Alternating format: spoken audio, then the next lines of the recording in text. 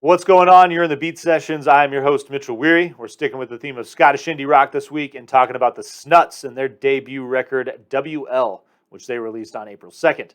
WL does not refer to West Lothian, their hometown, as actually many people think. Whitburn Loopy is what it actually refers to. That is the name of the street gang these guys had growing up. That's right, they were hooligans, sneaking off to the forest, playing guitar, drinking cider.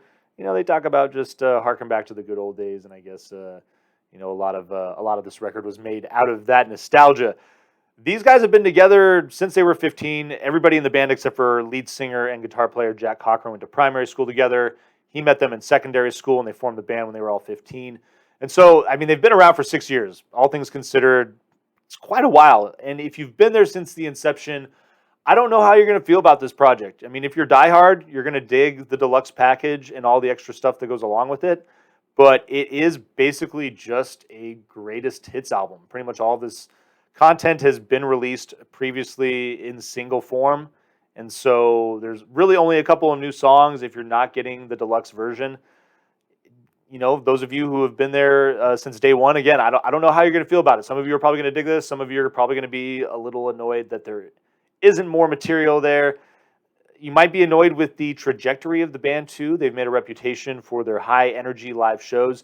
Their music, a lot of it just has this really good upbeat, dancey feel. It really kicks ass, if I can just be frank. But they talked about wanting to do something a little different with the album. And obviously you do have that luxury. The tough thing about a show is that you do want to keep the energy high, so you don't ever want to slow it down too much. And there's a lot of slow stuff on this record, especially all of the extra tracks on the deluxe version of the record anyway. I cannot speak for the 3 extra tunes that were released on the iTunes presale. I have not heard those, but the extra 4 songs on the deluxe are a little on the mellow side. And so if this is your first listen of the band, it might be a good thing. There's a little different production on some of these tracks that have been released previously. And again, if you've been a long-time fan of the band, there might be some things that you actually dig about that new production. This thing, I love the way it opens, Top Deck, really slow, chill song. It really reminds me of the way that the Velvet Underground opened up their album with Nico, their debut record with Sunday Morning, and then it goes right into I'm Waiting for My Man, which is a banger. And this thing goes right into Always, which is a great electronic rock song. I love the pace of the track, and it just feels great. It goes right into Juan Belmonte, which is super funky. Definitely has a Black Keys feel to it that you're going to notice right off the bat. And then All Your Friends is definitely my favorite track that these guys do. The song starts off with this psychedelic kind of surf rock riff, a little macabre actually. It kind of has this dark, edgy feel to it.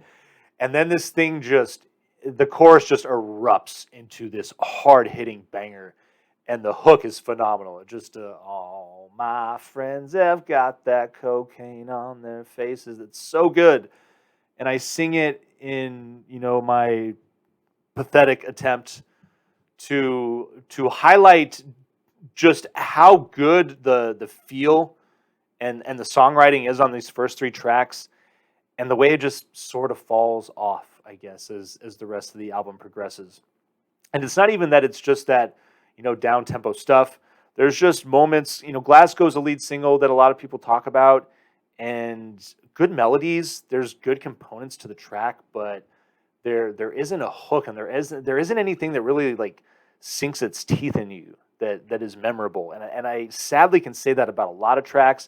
Maybe California is another one that I feel that way about. It's got good energy, really like it kind of sounds like early Kings of Leon as well, just this really airy, just casual vibe to it. But again, it just failed to grab me. Don't Forget It Punk really reminds me of kind of like the Hives, Hate to Say I Told You So, with a little bit of an Iggy Pop feel. But it's lacking energy along with the track Coffee and Cigarettes. And it's really kind of disappointing, which, I really like a lot of what these guys are doing, and maybe in the energy of a live set, these songs come off differently. So I would certainly, if I was at a festival, or even, if I knew that these guys were playing a show locally at a venue and I could go see them for 20 or 30 bucks, I totally would go check these guys out. They rock. They do have a lot of great energy on on the first 4 tracks, actually, even with that soft opener.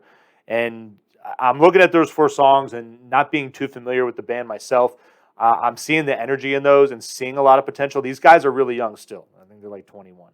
So it's, I'm going to have to take a vinyl pass on this effort just because there is a lot that I feel like they're working through. It's pretty rare that I buy a band's debut record anyway. I mean, I don't know. To spend the money on the vinyl package, I just have to be really floored, really impressed. Feel like there's going to be this overwhelming sense of longevity. Like these guys are going to be around to make 4 or 5 new records. I think these guys are going to be around for a bit. They're definitely going to be doing the damn thing for at least the next 4 or 5 years. I hope they can put out another solid sophomore record. That's what I'm really curious. I'm really curious to see how they follow this thing up. They talk about how this is overdue. COVID set it back. I think they were wanting to do it even before that. So quite a bit of this material it feels like a bit of a content dump. So my hope in the future is that they're sticking with some of the catchiness of songs like All Your Friends and Always, and that they can come up with a more cohesive album package in the future. But I hope you guys enjoy listening to this record. I hope you find this review helpful. Please like this video, subscribe to my channel, and tune into the live show on Sunday, and we will see you next time on the Beat Sessions.